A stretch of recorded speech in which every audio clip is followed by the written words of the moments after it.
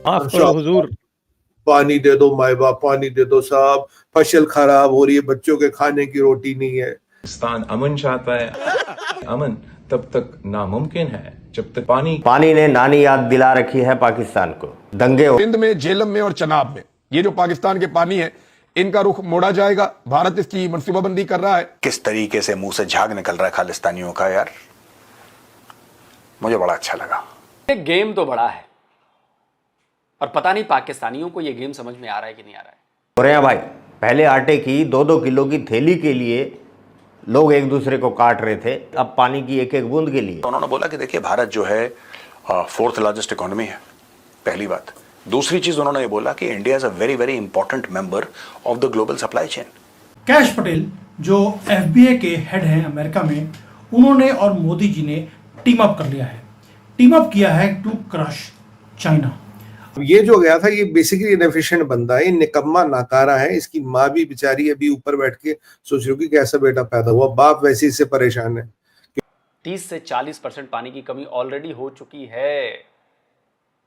दोस्तों, world bank की report आई है और जिसने ये बताया है कि तकरीबन 45%, 44.7, तो आप राउंड ऑफ करके 45% मान लीजिए, 45% पाकिस्तानी जो हैं गरीबी रेखा के नीचे रहते हैं। एटम बम भी इस पानी वाले हमले के सामने कुछ नहीं है। कि भारत ने पानी तो बंद कर दिया, पानी तो अब बंद है, ठीक है ना जी। वो तो उसी वक्त ही खोलते हैं जब उनका जो डैम फुल हो जाता है, भर जाता है। क्योंकि आपको पता है कि खुराक चाहिए दिमाग के बढ़ने के लिए, you require a balance diet, वो पाकिस्तानियों को नहीं मिल पाती। और अब तो मोदी जी ने पानी बंद कर दिया, तो पानी भी बंद है, खाना भी बंद है, सब कुछ बंद है। तो अमेरिका ने ओपनली बोलना शुरू कर दिया है कि भारत हमारा पार्टनर है इस वॉर के अगेंस्ट चाइना। यानी कि अब अमेरिका और भारत इकट्ठे मिलकर ये युद्ध को लड़ेंगे। ये अब चिट्ठी में क्या मजा आएगा, तो वीडियो रिकॉर्ड करके ऐसे कहता है बच्चे मर रहे साहब, पानी दे दो साहब। मैं कहा तुम्हारा तो हासिम मुनीर पीछे कह रहा था कि इट्स एक्ट ऑफ वॉर, तुम्हारा तो वो शमशाद जाके सिंगापुर में कह रहा था कि न्यूक्लियर थ्रेशोल्ड कम हो गया। भाई तुम्हारी मिलिट्री तो कह रही एक्ट ऑफ वॉर है, एक कह रहा न्यूक्लियर थ्रेशोल्ड कम हो गया, और तुम्हारा प्रधानमंत्री पीछे अमेरिकन एम्बेसी के 2 दिन पहले फंक्शन में कह रहा भाई साहब हम हर चीज करने को तैयार है, हम सुलह करने को तैयार है, हम भारत से हाथ जोड़ते, हम ट्रम्प बहादुर से निवेदन करते कि आप जाके मीडिएट करे, क्योंकि ट्रम्प बहादुर ने सीज फायर करवाया। ट्रम्प को थोड़ा चढ़ा रहे हवा पंचाने के झाड़ पे, आपने सीज फायर करा साहब, अब हम मीडिएट करें साहब, आप में ये करें। और इसका क्या ख्वाजा आसिफ टीवी पे आके कहता है कि शिमला एग्रीमेंट नहीं है, कोई बायलैटरल इशू नहीं है, सब मल्टीलैटरल इशू है, अब कोई चीज नहीं होगी। तो ठीक है, शिमला एग्रीमेंट नहीं है तो कश्मीर भी नहीं है, बात खत्म। फिर उसी की फॉरेन मिनिस्ट्री कहती है नहीं ये इसका विचार हो सकता है, ये हमारा विचार नहीं है। तो मतलब जो शिमला एग्रीमेंट पे ये बैक ट्रैक कर गए थे वो कह रहे नहीं ये इसका विचार है, हमारा विचार नहीं। तो अब शिमला एग्रीमेंट भी वापस आ गया। उसके बाद देखिए शाहबाज जो रो रहा था कि ट्रम्प बहादुर बचा लो, और इसके बाद इनका वाटर सेक्रेटरी चिट्ठी लिख रहा है साहब दे दो, क्या करें, क्योंकि इनकी सर खरीफ की फसल फेल हो रही है, पानी की किल्लत।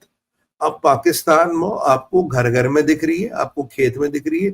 इनके किसान की आंखें फटी है कि क्या होगा, क्योंकि इनके वो मेट्रोलॉजिकल डिपार्टमेंट ने बोल देना अगर इंशाल्लाह बारिश अच्छी हुई तो फसल होगी, नहीं हुई तो कोई होगी नहीं, बात खत्म। अब 90% इनकी खेती इस वाटर पे डिपेंडेंट है। अब खेती नहीं होगी तो खाएंगे क्या? आपको पता है 45 billion dollars per year Pakistani सिर्फ भीख से कमाते हैं, यानी कि ये सबसे बड़ी अर्निंग है पाकिस्तानियों के लिए। I think real estate and begging, ये 2 ही चीज हैं जिसमें पाकिस्तानी सबसे ज्यादा पैसा कमाते हैं। दुनिया भर से, जापान में भीख मांग रहे हैं भाई, जर्मनी में भीख मांग रहे हैं, दुनिया भर से एक भिखारियों का एक इकोसिस्टम बनाया है जो भीख मांग के वापस पाकिस्तान लाते हैं। तो हम ये भी कह सकते हैं कि पाकिस्तान जो मिसाइल्स खरीद रहा है, जो जेट्स खरीद रहा है, कुछ तो उनको भी भीख में मिलते हैं, लेकिन उसके अलावा जहां पैसा देना पड़े उसमें पाकिस्तान के हजारों लाखों भिखारियों का बहुत बड़ा एक इनपुट है।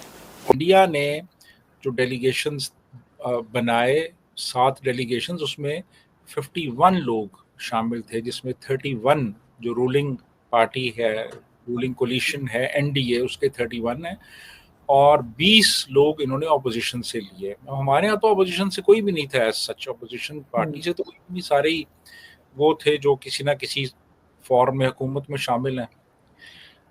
तो ये एक तो ये था जी कि हमारे यहाँ जो इनकी रिप्रेजेंटेशन थी वो एक नेशनल रिप्रेजेंटेशन उसको नहीं कहा जा सकता। इंडिया से जो रिप्रेजेंटेशन थी वो नेशनल रिप्रेजेंटेशन। उसके बाद फिर जो शशि थरूर हैं वो एक बहुत सीजन्ड डिप्लोमेट हैं, यूनाइटेड नेशंस में वो काम करते रहे हैं, एक इंटेलेक्चुअल हैं। उनका जो इंग्लिश एक्सप्रेशन है वो बहुत अच्छा है और वो बड़े एक डिसेंट पोलाइट लेकिन बड़े एक पावरफुल अंदाज में अपनी बात कम्युनिकेट करने की अहलियत रखते हैं। हमारे यहाँ से बिलावल भुट्टो थे जो अभी एक तरह के अप्रेंटिस ही हैं, यानी ये समझ लें कि शहरी रहमान और हिना रब्बानी खर की सरपरस्ती में वो अपनी बातें कर रहे थे। दूसरा ये है इसमें कि जो इंडियन डेलीगेशन है वो वहाँ पे जाके उन लोगों को मिला है जो फैसला साज हैं। मिसाल के तौर पे उन्होंने अमेरिकन जो वाइस प्रेसिडेंट है जेडी वैंस, उससे मुलाकात की। जेडी वैंस से मुलाकात हुई और उन्होंने अपना जो मौक़िफ़ है वो उसको प्रेजेंट किया और उसने उनके मौक़िफ़ की तायीद की और इवन उन्होंने कहा जी कि आपके साथ जो हमारे तिजारती मामलात हैं उसमें मज़ीद पेशरफ्त होगी और जुलाई के पहले हफ्ते तक काफ़ी इसमें चीज़ें आगे की सिमत बढ़ेंगी। हमारा जो डेलीगेशन था ये ज़्यादातर थिंक टैंक्स में जाके इन्होंने तकरीरें की हैं। रैंड कॉरपोरेशन में गए, अटलांटिक काउंसिल में गए, स्टिम्सन सेंटर में गए, यूएस इंस्टीट्यूट ऑफ पीस में गए। अब ये जो है ये कोई ऐसा सच फैसला साज इदारे नहीं है, ये थिंक टैंक्स हैं। तो यहाँ पे जाके इन्होंने तकरीरें की। उन्होंने जो है वो अमेरिकन जो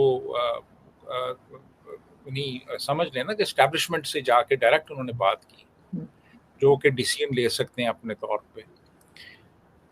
फिर उसके बाद ये है कि मैं ज़ाती तौर पे समझता हूँ कि जो इंडियन डेलीगेशन है उसको काफ़ी एज हासिल है कि वो लोग अपने तौर पे वो एक कॉम्प्रिहेंसिव वेल आर्टिकुलेटेड एक नैरेटिव जो उन्होंने बिल्ड किया है उसको वो प्रेजेंट कर सकते हैं। हमारा जो डेलीगेशन गया था, इन्होंने सिर्फ जो एक ऑलरेडी जो हमारा एक मिलिट्री एक नैरेटिव है इस पूरी सूरत हाल के हवाले से, उसी को उन्होंने आगे प्रेजेंट कर दिया। सिर्फ ये था कि प्रेजेंट करने वाले सिविलियन थे, नैरेटिव जो था वो मिलिट्री का था। फिर पाकिस्तानियों को अब जो चूरन खिलाओ खा लेते हैं। एनीवे, मोदी जी जा रहे हैं और 2-4 अहम मुद्दों पे मोदी जी वहां पे बात करेंगे। आज मैं आपको बता दे रहा हूं कि किन किन मुद्दों पे बात करेंगे दोस्तों। एक तो टेररिज्म पे बात होगी और पाकिस्तान की खाल उधेड़ के उसकी वहां पे जैकेट, मोजे और दस्ताने, टोपी बनाई जाएगी।